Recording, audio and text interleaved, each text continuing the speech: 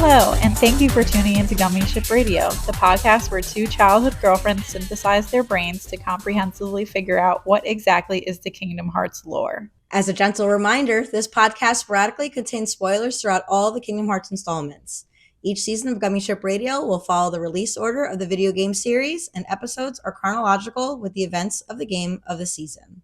We strongly recommend listening in order, so proceed at your own caution. I'm one half of that brain, Brittany. And I'm the other half, Victoria. And today, we'll both be leading you through our Season 1 finale. End of the world! Woo! Here at the end of the world with you. Oh my goodness. Who would have thunk it? I always knew it. I always knew it. It was always going to be us.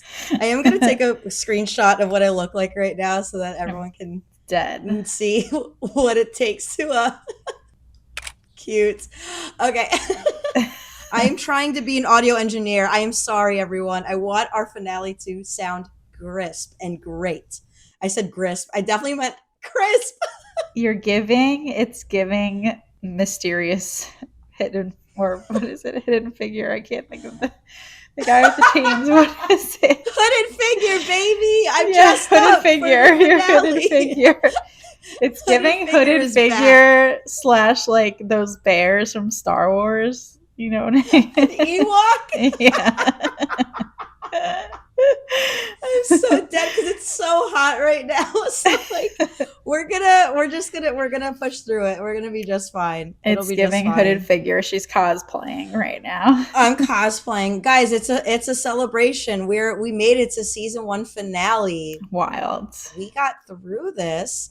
And we thank you guys so much for jumping in the Gummi Ship with us as we navigated through the first game of the series. Yes, thank you. Thanks for coming along. Thank you. But we are not done yet. We still got one more to go. So we'll send this off the right way. Yeah, this is a big one. I mean, I know we're really going to get into it. Yeah. There's so much movement that happens in this one with a lot of like small answer and big question tacked onto it. I feel like the smallest answer you could get with the biggest question that like jumps right on top of its back. I agree.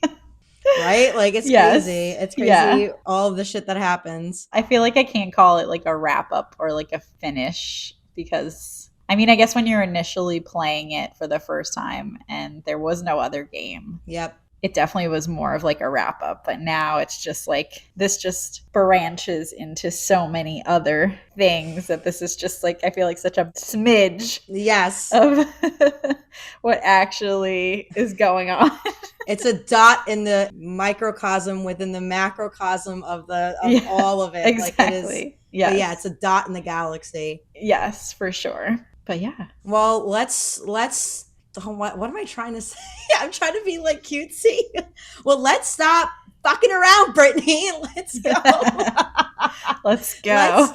Let's hop in this Gummi Ship one last time together. I'm going to get us going with our little overview of what we can expect from this episode. So this is Sora, Donald, and Goofy's last chance to stop Ansem and restore the worlds lost to the darkness. However, no matter what, Sora makes a promise that he will not return to Destiny Islands until he has found Riku and the king.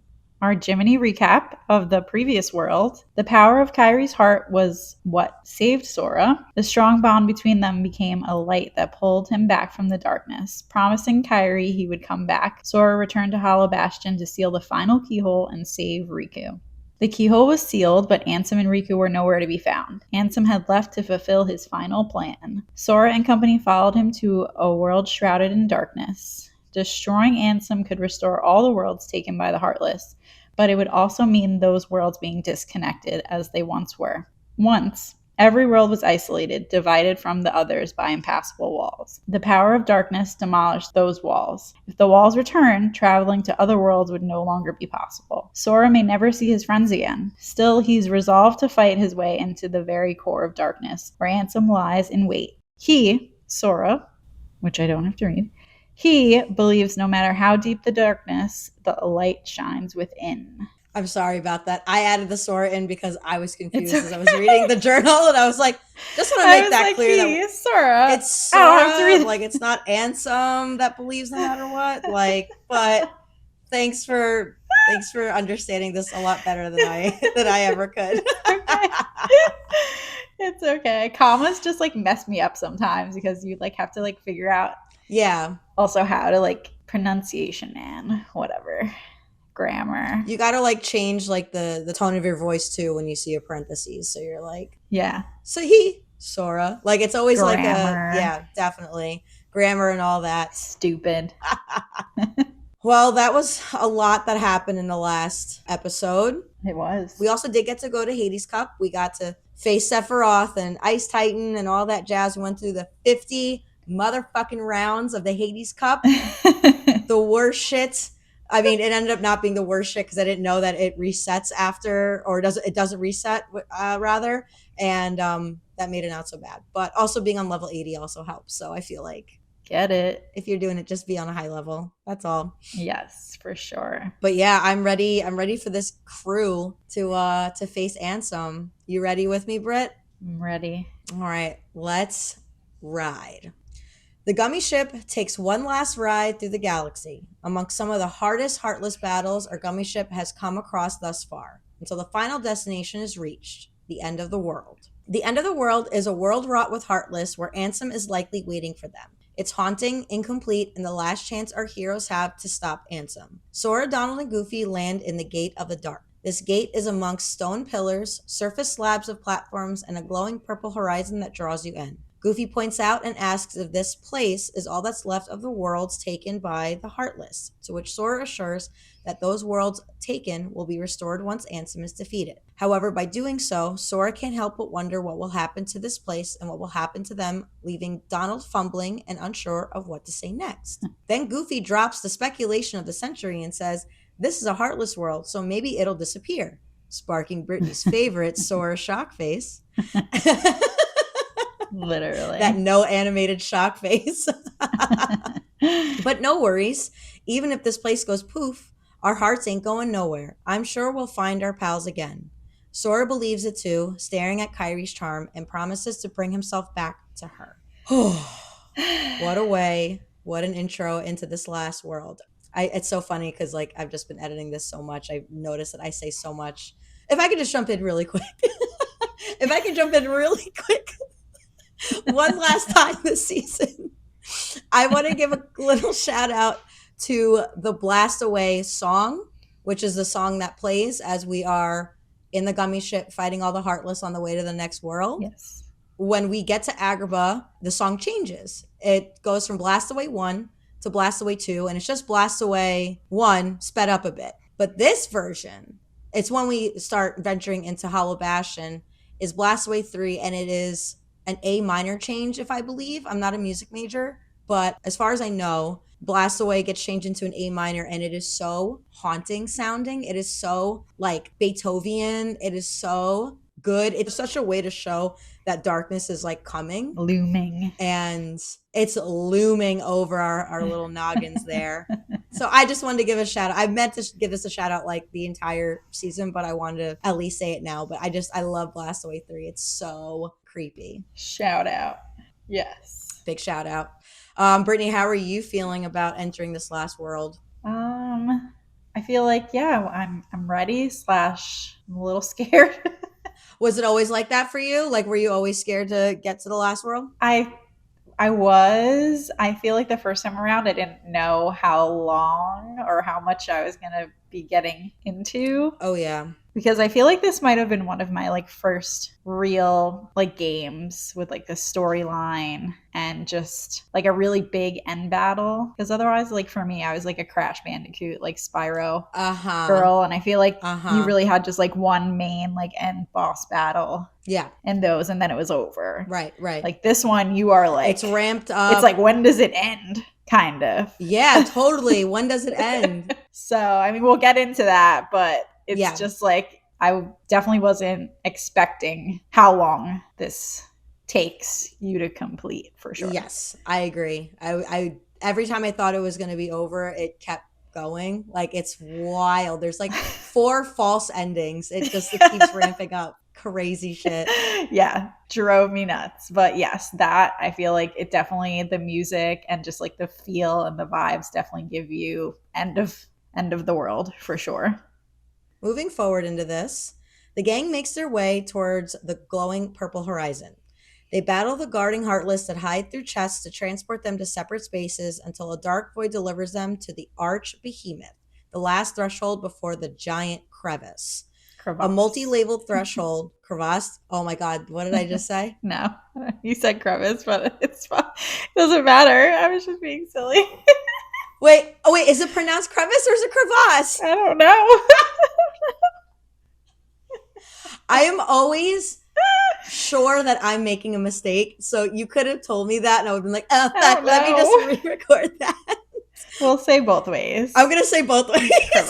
Crevice. They battle the guarding Heartless that hide through chests to transfer them to separate spaces until a dark void delivers them to the Arch Behemoth, last threshold before the giant crevasse. I love that. Do you think I sold that as the right word? I'm trying to do two versions. Well, we have it both ways. We'll have both ways. We're fine. This place is a multi-level threshold that begs them to plunge deeper and deeper down. The very bottom, the world terminus, hosts a series of battles that transport them to one last battle of the worlds they've encountered. Traverse Town, Wonderland, Olympus, at night, if you notice, Deep Jungle, Agrabah, Atlantica, Halloween Town, Neverland, even though really this should have just been called the Jolly Roger World, and the 100-acre woods. However, the group enter one last portal that takes them to a hallway with a dark emblem outside of it, the one that we pieced together in Hollow Bastion. It's a sign that we see a whole lot. See this symbol a lot, actually, probably from the very beginning. Anyway, and a room that holds what looks like the device that revealed the keyhole of Hollow Bastion, except much smaller and not as built out. When approaching the machine, it reads, "Ones born of the heart and darkness, devoid of hearts, ravage all worlds and bring desolation. Seize all hearts and consummate the great heart. All hearts to be one heart to encompass all. Realize a destiny, the realm of Kingdom Hearts. The great darkness sealed within the great heart. Progeny of darkness, come back to the eternal darkness. For the heart of light shall unseal the path. 7 hearts, 1 keyhole, 1 key to the door. The door of darkness tied by 2 keys. The door of darkness to seal the light. None shall pass but shadows, returning to the darkness. Ones born of the heart and darkness hunger for every heart until the dark door opens." Wild.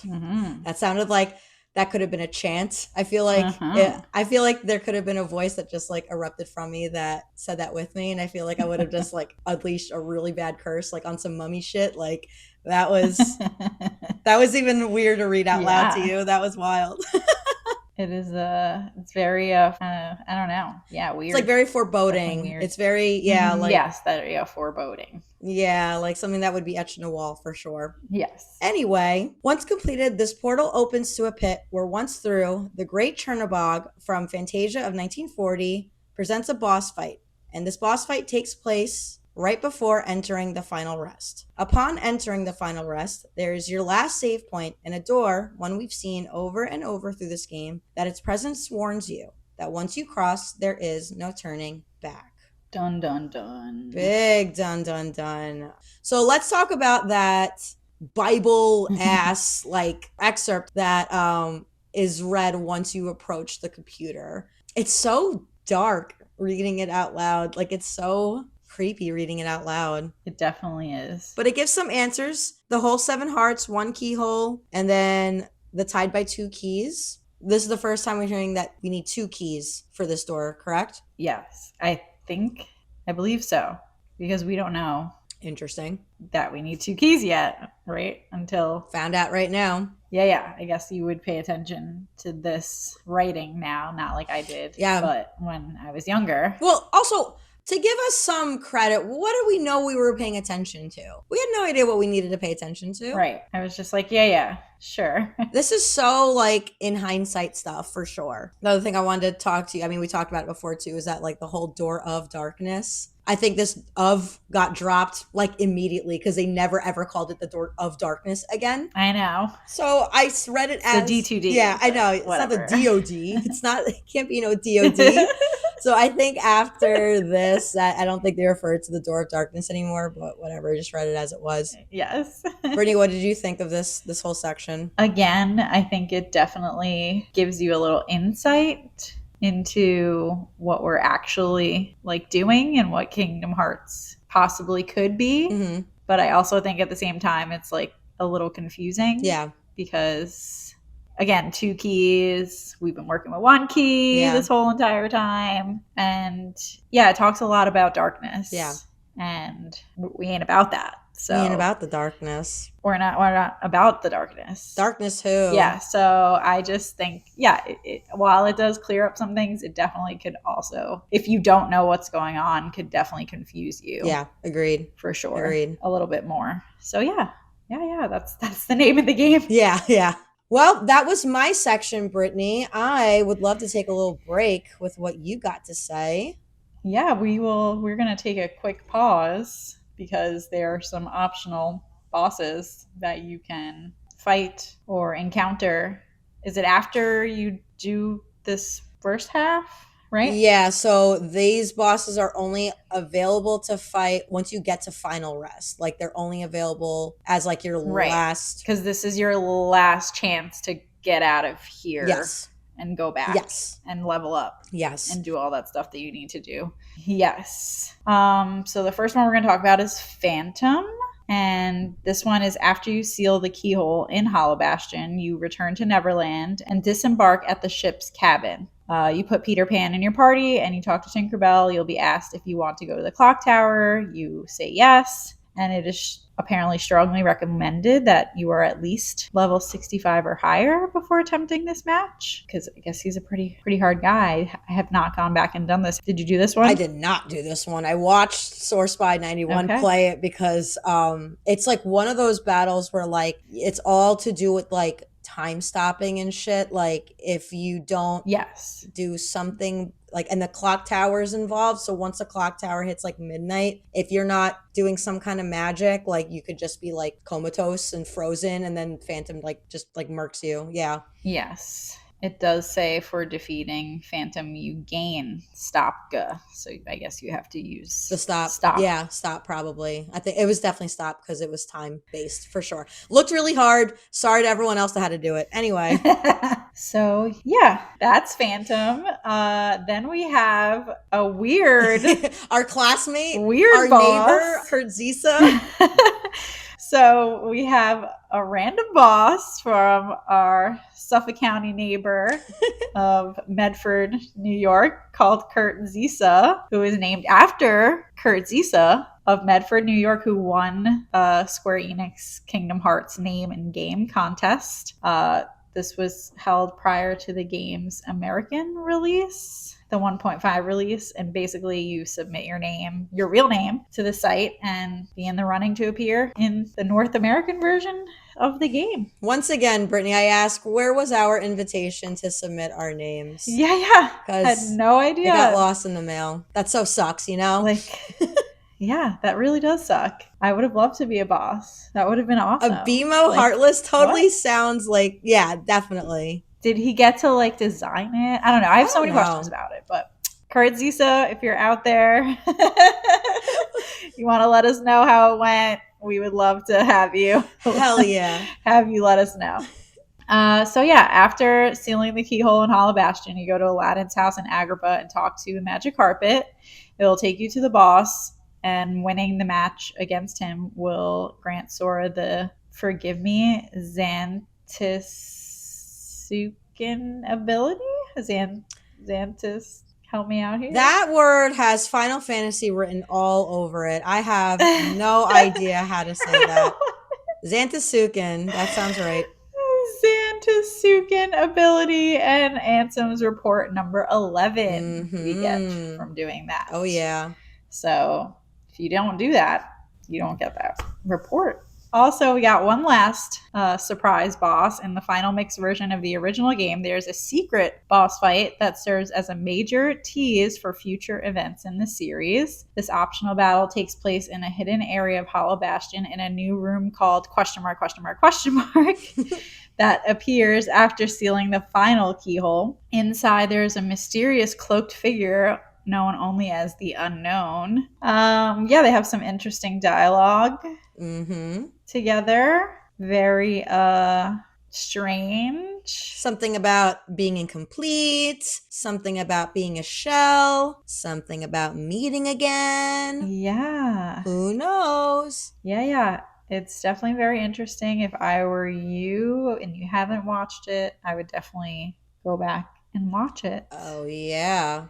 Give it a watch. Don't want to get too much into it because, yeah, it's worth going to visit and seeing. Agreed. While defeating this boss does not advance the main story, it does unlock a secret ending as well, bridging the gap between Kingdom Hearts 1 and 2. The 1.5 version is longer and has a little more things happen with some certain characters that we don't know about yet. So, yeah, at this point in the story, we have not seen these characters, correct? Right.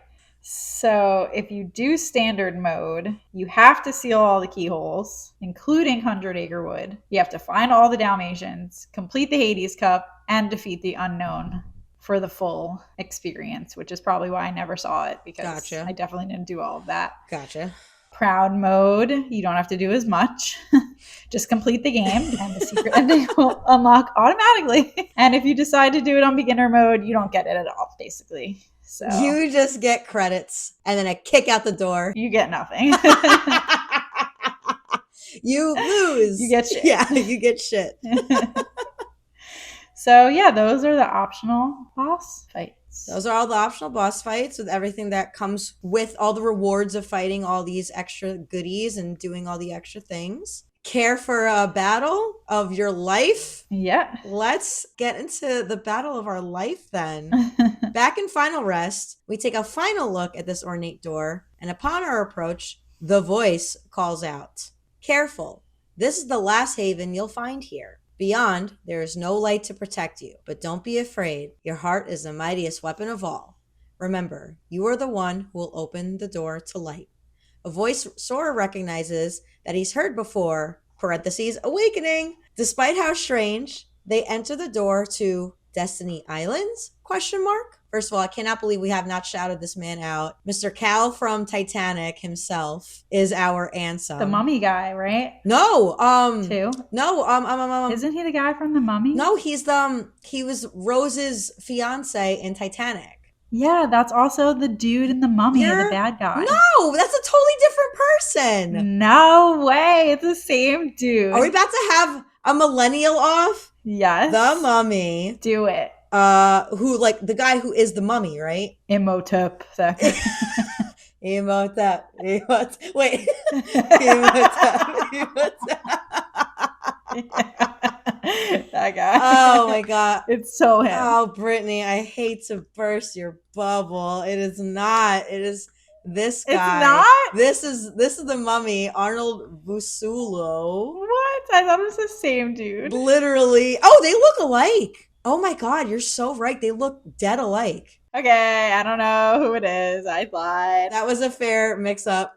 Anyway, okay. Billy Zane. Jumping back in. Sora makes it for the secret cave first, and through the very talented Billy Zane himself, the voice of Ansem, Ansem speaks to them, repeating what he said to Sora all that time ago. This world has been connected, tied to the darkness, soon to be completely eclipsed. There is so very much to learn. You understand so little, a meaningless effort. One who knows nothing can understand nothing. During his little monologue, he has distorted and maimed Destiny Islands, similarly to right before Destiny Islands was destroyed. Ansem speaks through Ansem Riku initially, then reveals his true form, dark emblem and all. He explains how Riku's discontent with the life he had with this tiny world was what led him to open himself to the darkness, and tells Sora that his voice can no longer reach him where he is. Parentheses, that dark and windy road, ... His heart, like all worlds, start, belongs, and ends in darkness, and that darkness is the heart's true essence. But Sora knows better. The heart may be weak, and sometimes it may even give in, but I've learned that deep down, there's a light that never goes out. Never goes out. That feels like a song. I feel like I've heard that, a light that never goes out. Oh, because it is a song. It's the Smiths. Anyway.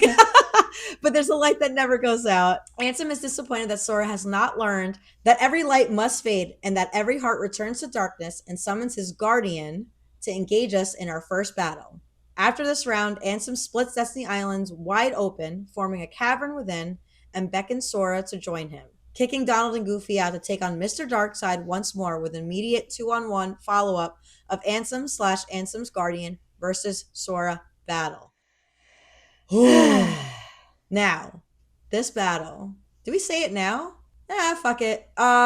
Sometime very soon, you guys are going to get a bonus episode of me and Brittany playing End of the World together. Yes. And this battle was awful. This was so scary. I thought I was going to die.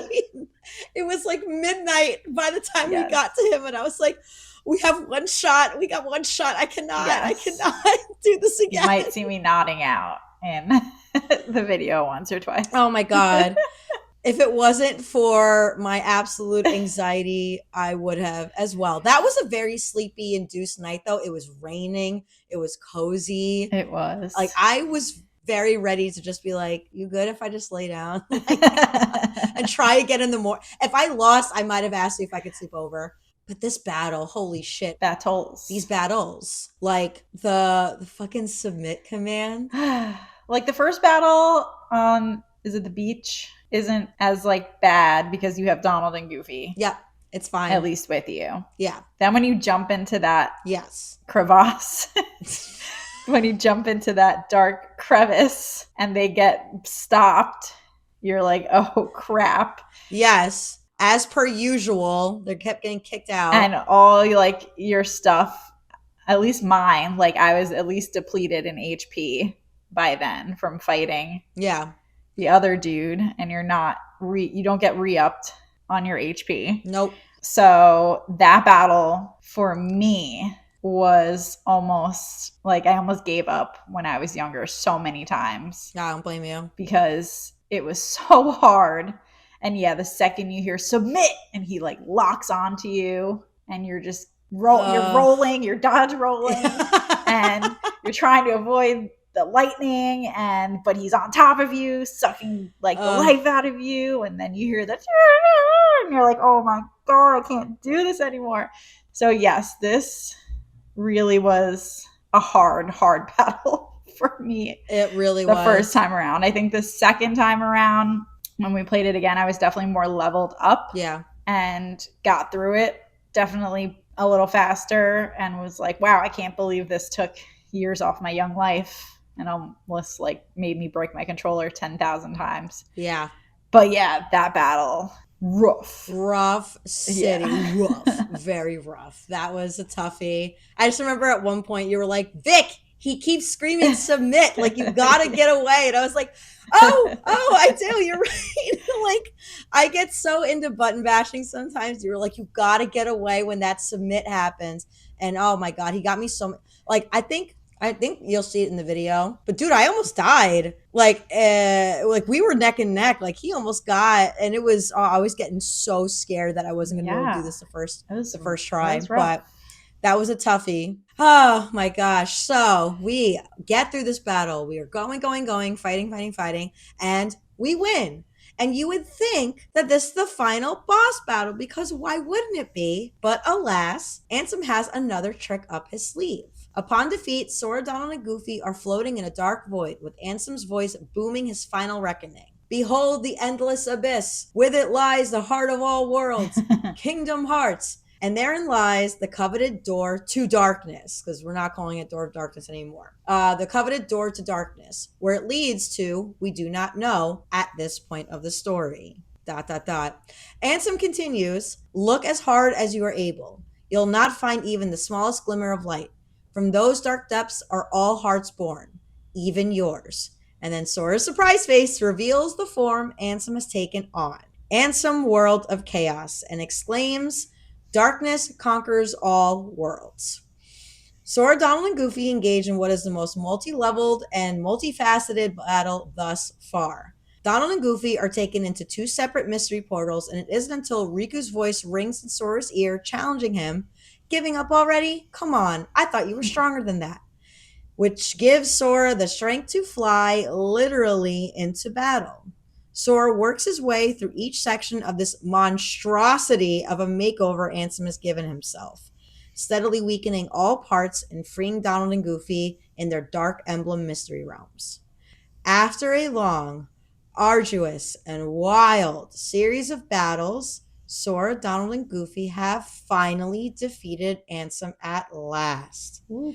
He is scorned to his initial form and bitterly refutes that Sora's Keyblade alone, cough, cannot seal the door to darkness, and begs Kingdom Hearts to fill him with the power of darkness. At his request, the door begins to open, until Sora, in one last act of defiance to Ansem, proclaims that Kingdom Hearts is not dark, but light. The door lets out a beacon of light, filling everything around it, including Ansem. In his final moments, with light filling him up, Ansem asks, "But why?" and vanishes. Yeah. Oh, man. Even just, like, reading it, I got, like, little bitty flashbacks of just, like... That, like, monster thing, yeah, it was... First of all, that monster, that's like a fucking cruise ship that he turns into. Yeah.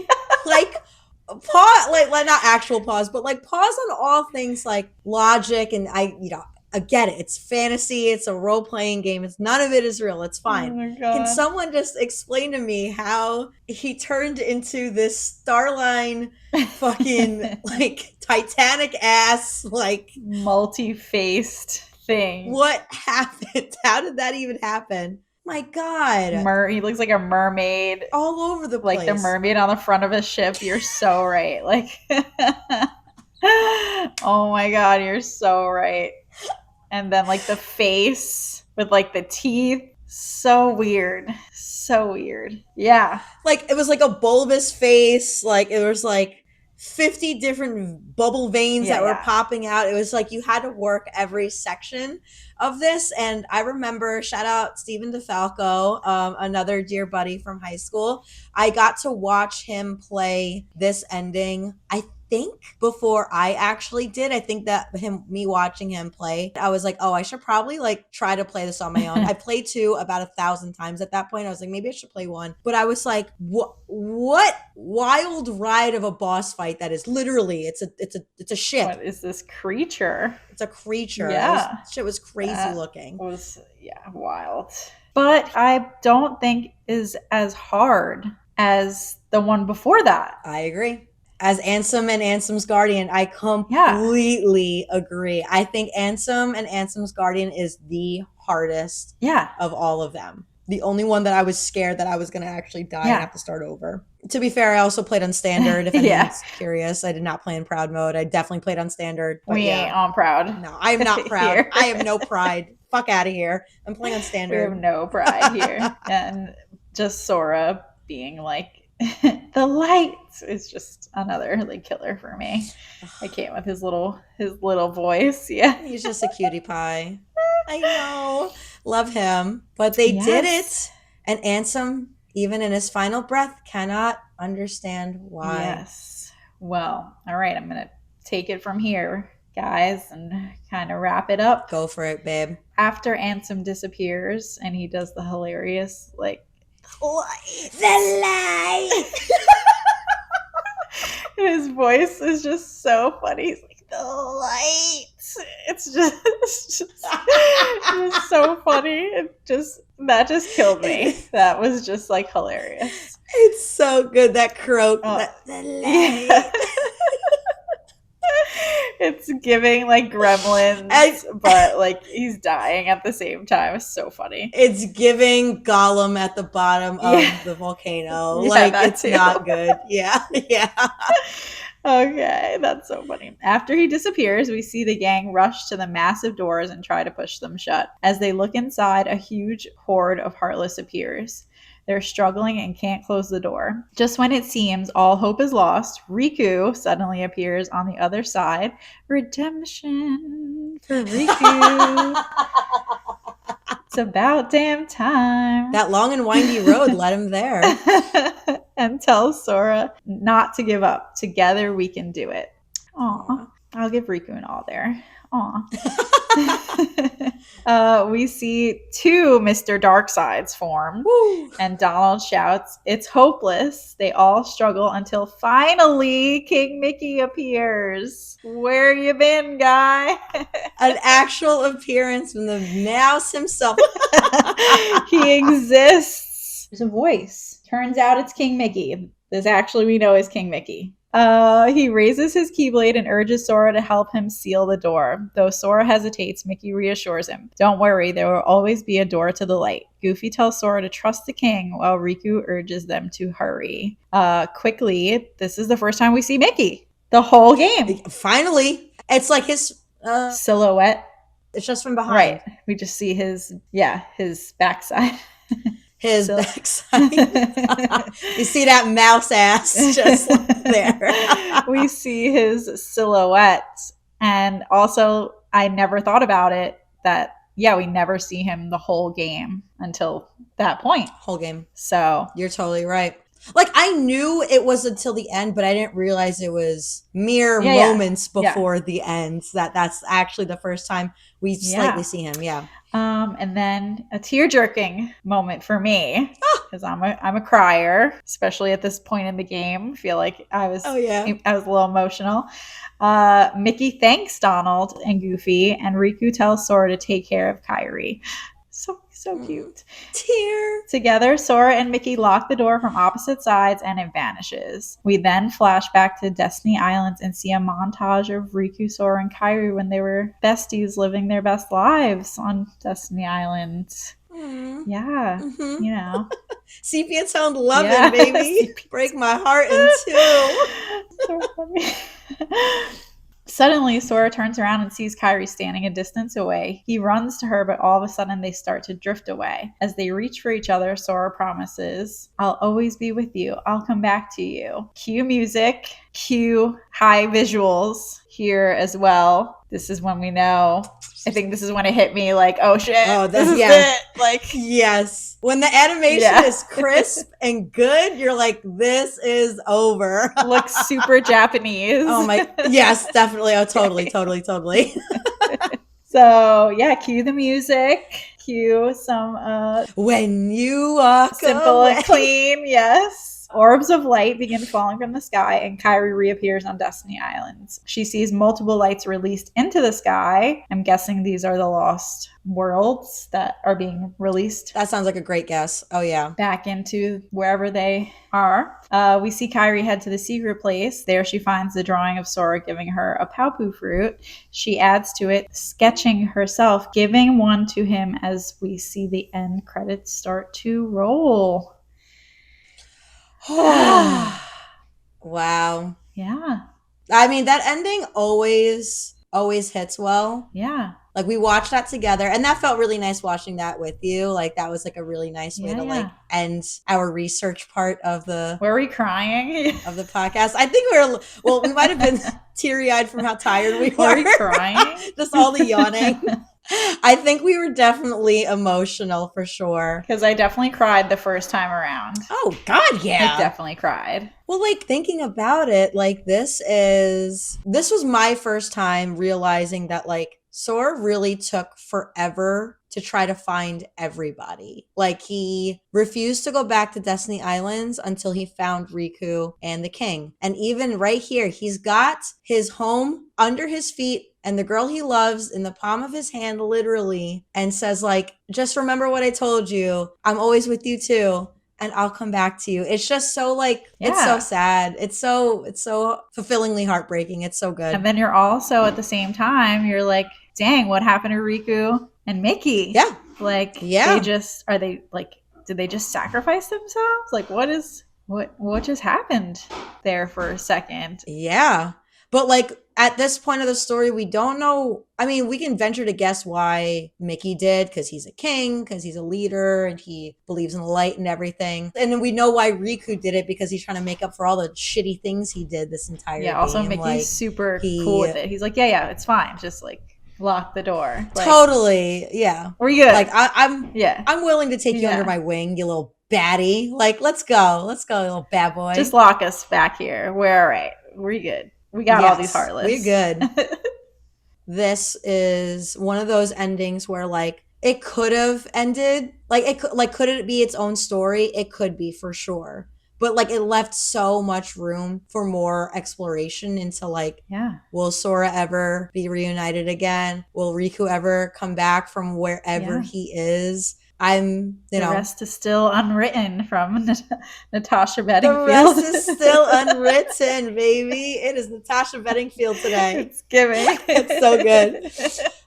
But Brittany, our story isn't really over yet. No. These credits, they kind of paint some more pictures. And for everyone listening, so we obviously wrote some scripts for everything you guys just heard, but we thought it'd be fun for ourselves and maybe for you guys if Brittany and I just watched the credits together and explained like what stories get buttoned up. Yeah.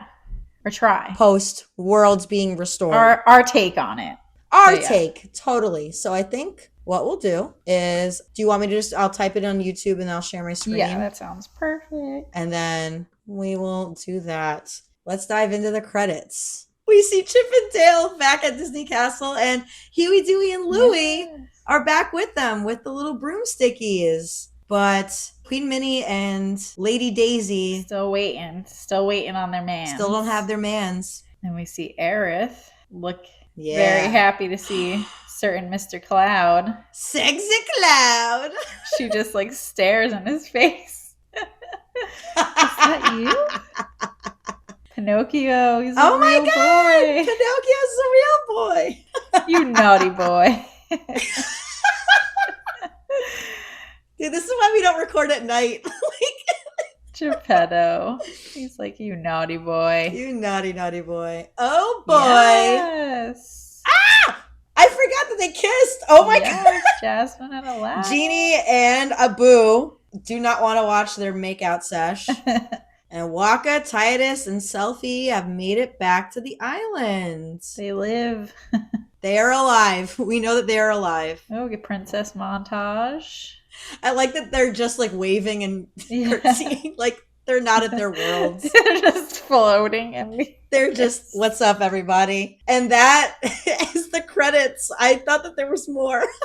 Yes, there is. There is. Well, there is. You're right. I thought there was more for like that section. But once the credits finish out in completion, we get a nice shot of the Kingdom Hearts logo. And, what? Brittany, what is this that we're seeing here? We see our beloved friends walking down a road to who knows where.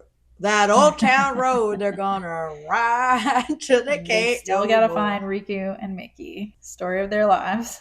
But they don't know where that door to light is. Actually, none of them do. They're finally realizing how tired they are. Yeah. Now, I'm curious, with this road, do you think like they just kept walking along the road that the Door to Darkness disappeared from and it turned into this country road? I'm guessing. That's all we can guess, right? Then we see our boy Pluto with our boy Pluto being the good little post dog. Envelope with King Mickey's seal. And then he's like, nah. Pluto's like, come on, guys, follow me. I know what's going on here. And off they go. And here we go, embarking in the longest shown run in Kingdom Hearts history. This run goes on for so long. It does. And look at that long road ahead. They got a long road ahead of them. They do. Is what they're telling me. With one last words. Remember, Sora, you are the one who will open the door to the light. And then fade out. Fade to black. That's it. Until once that road ends, another road begins. It's true. So the secret movie, Another Side, Another Story, deep dive. And so, so we see two Keyblades. One of them being Oathkeeper. I totally forgot the other one's name. I feel like it's Oathkeeper, and if he would just stop moving. I don't remember what the other one is. Now, these are Neo Shadows. It's a whole lot of them. Yes, there is a shit ton of them. And now our boy look up the tower, and we see a very Riku-looking fella. Yes. Jacked Riku, I feel like. Jacked Riku. Yes, grown Riku. Grown AF. Brawny Riku. That was 13. And in the midst of running up this tower and fighting off all these Neo Shadows. That's 12. We get a countdown. 11. Countdown from 13. 13 is one of the favorite numbers of the series. Yes.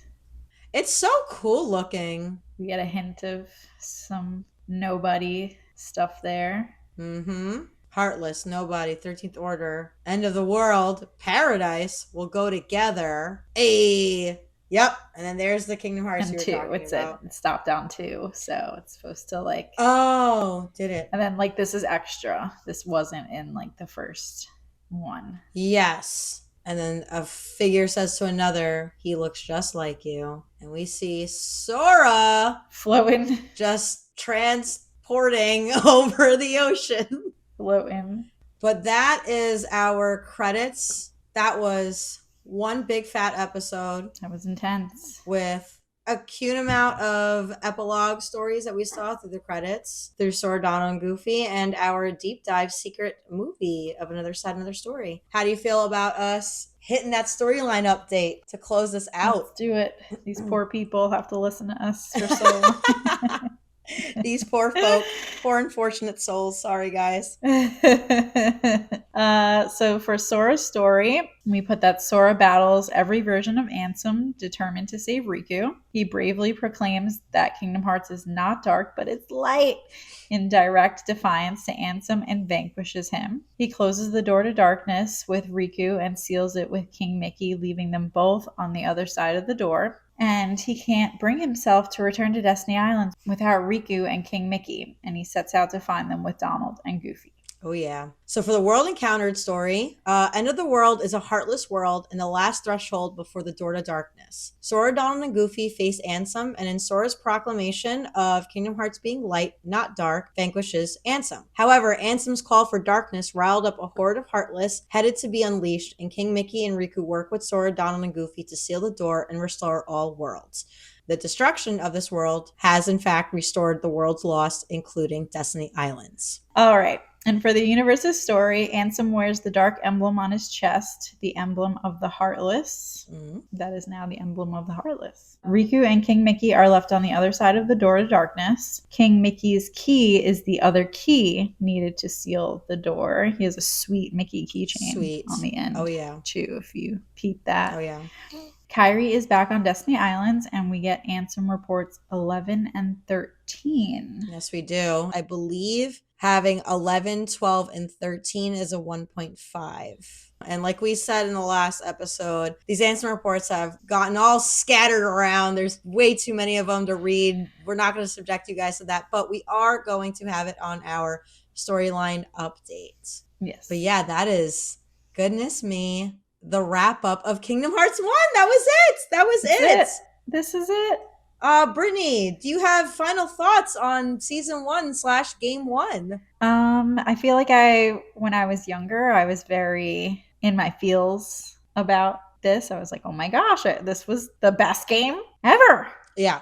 Oh yeah. I just played this dope ass game and it's over now. Yeah. Like, what do I do for the rest of my time now? Yeah. Is there going to be a second one? What is going to happen? I feel like that's how I left off. Yeah. I feel like we didn't know how good we had it in the way that the time between all the games were like 3 years. We didn't know. We had no idea. Yeah. Like, let's not even go there. Let's not even go there. That's a trigger for me right there. So triggered. It's very, yeah. Wait, did you hear what happened today? Yes, I heard what happened today. Yeah, like literally this morning. I was shocker. Like, I know. I'm not actually surprised. I'm just disappointed and whatever. We love this game. We love this game. We love this game. Whatever. Shocker. I saw a meme and it was like from Star Wars where like Hayden Christensen and Natalie Portman are like talking. Yeah. And he's like, Missing Link is canceled. Then she's like, oh, so that means Kingdom Hearts 4 is going to come out sooner, right? And then his face is like, he's just staring. And she's like, that means Kingdom Hearts 4 is going to come out sooner, right? And it's like, yeah. I know that format. Yeah, no, I love not. that format. Anyway, yes, I heard the news. Yes. Around the world. But yeah. Tell us how you felt. Yeah, I'm with you. So for this game, I mean, for me, and I know you agree, this is just such a good story, like in terms of like just staying true to your heart. Like it fulfills all the like cutesy believe in yourself tropes that I don't mind, you know what I mean? Like as like cringy, corny, what have you, like it's so feel good. The game is clunky as fuck to play, but like it is a really at its heart, it is a really sweet story of like of hanging on to the light even when things seem dark and grim. And I feel like that's also what gravitated me to this series in general. I think we said at episode 1 that like I don't know if it was puberty, I don't know if like I was just really feeling like emotional, but like hanging on to the light even when things don't feel like it's gonna be okay, like it's gonna be okay. And I love that this story gave that to us. There's a lot that was like, this was a very strong start to what's gonna become a very lengthy lore, and I think a lot of game development was like really established in this last act, like seeing how Riku would redeem himself, how King Mickey sacrificing himself, and how Sora, as much as he wants to go back home with Kyrie's like, it's got to be all of us. We've all got to be there. It can't just be one of us, you know? I also love a good cliffhanger. I don't know about you, but I love a good cliffhanger. Hot take, I love a good cliffhanger. Keep me ready and wanting more. I am so with you. It's such a hot take. I feel like everyone wants answers right away. And like, of course, I'd love a hard date to Kingdom Hearts 4, but like, just give me hope that it's coming with a nice little cliffhanger. Yeah. And we'll be fine. We'll be fine. Yeah. We'll be all right. From a writing perspective, I thought that I don't know how much, you know, we make jokes about what Tetsuya purposely planned and what he by accident plans. But in general, they did enough of a good job that they left some mystery crumbs that could be filled in later on. Yes. Like this whole like that computer at the bottom, you know, of this Hollow Bastion portal. We've already, like, without getting too far into it, we've definitely established that there's been some crumbs that have been left that feel really good. Yeah, I agree. I fully enjoyed the story. I am really grateful to not play this mechanics for a long time. I'll probably play this game again someday. Someday in the long future. So before we let you guys go, we have a little announcement. Brittany will continue being your cutscene queen. However, I, as the person who is playing the games of this podcast, we are announcing that I will be streaming myself playing the next game in our series, Kingdom Hearts Re: Chain of Memories, starting on Wednesday, July 2nd. Yay! We will have our Twitch link added to our link tree in our bio. You'll definitely be able to quickly find us because you will find us under Gummi Ship Radio as we are everywhere else. And one last announcement, we have a new storyline update board to share with you all. So I'm sure you've seen that we've been doing our best trying to like condense this shit into Instagram posts. And, you know, we wanted to see it through for season 1, patting us on our backs. However, it's only going to get wilder and crazier and harder to see that way moving forward. So instead of it being on our posts, it will be on a shared Canva whiteboard. I think they call it a whiteboard where you will be able to see, you can zoom in for yourself. You can see we've prettied it up with some cute pictures and such. And even better, it is now available in our link tree as well. So you can take a look at the entirety of season 1 or Kingdom Hearts 1 right now. And holy shit, dude, that is it from us, man. That is it. Have a lot of rest to catch up on. Yes, we do. We have a lot to look forward to, but before we go, I just want to say, Brittany, I could actually get emotional right now. I really could. I love you so much. I'm so happy. I love you to have done this with you. This has been so good. This has been so much fun. It feels like an elevated revisiting of just us as little girls. Like it's like just the grown-up version. Like, you know, it's just been so much fun to do this with you. Yeah, I love you so much. I'm so happy that we're doing this together. Yay! Yes, I can't believe it's over. I know. It's wild. I know. Can't believe we did it. We followed through. This has been like the last 9 months. Crazy. That we're taking like an actual pause on this after this. It's so crazy. Yes. I'm super proud of us, and it's been a wild ride, man. It's been fun. I love it. I love it too. I've had a great time. I'm so glad to hear you say that because it's not over, baby. Nope. We will be back. We don't know when. It will be a lot sooner than you all will anticipate. Yes. Until then, Brittany, do you have any sign-off words for our friends, our crewmates of the Gummi Ship? Thanks for listening and giving us your time and listening to us being just silly little girls. Silly little girls. I agree. Yeah, it's been fun, and I hope you guys have had as much fun as we have had doing it. Very much samesies. Yes. Thank you all again. We'll be thinking of you wherever you are. See you next time. Bye. Thank you so much for tuning into this episode of Gummi Ship Radio. You and your power, aka your friends, can follow the show on YouTube, Spotify, and Apple Podcasts. To see our storyline update, stay in the know, or just to say hey, you can follow our account on Instagram, Threads, and TikTok at Gummi Ship Radio, or email us at gummishipradio@gmail.com. Please rate and review our podcast. Your support will help us immeasurably. Our intro is arranged and theme music created by Matt Whiteford. This podcast is hosted and produced by Victoria Harrington and Brittany Morales. We'll be thinking of you wherever you are, and see you next time.